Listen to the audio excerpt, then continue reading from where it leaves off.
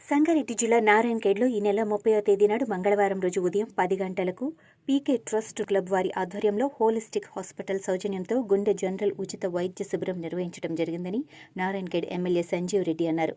కరపత్రాలను ఆవిష్కరించారు. నారాయణఖేడ్ నియోజకవర్గానికి చెందిన వారందరూ ఈ ఉచిత వైద్య శిబిరాన్ని సద్వినియోగం చేసుకోవాలని ఆయన అన్నారు.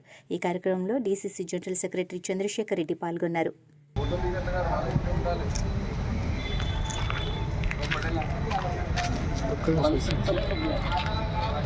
ఉంటారు. రేపు 30వ తేదీ రోజు మంగళవారం రోజున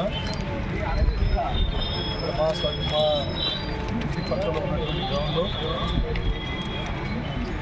గుండె మరియు జనరల్ ఉచిత వైద్య శిబిరం నిర్వహించబడతా ఉన్నది.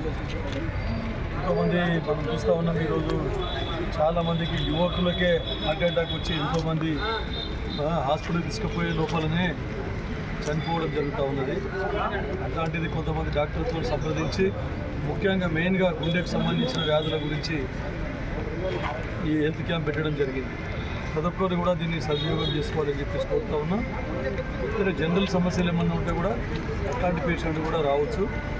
ముఖ్యంగా అయితే గుండెకు సంబంధించిన వైద్య నిపుణులు వాళ్ళందరూ కూడా ఇక్కడికి వస్తూ ఉన్నారు.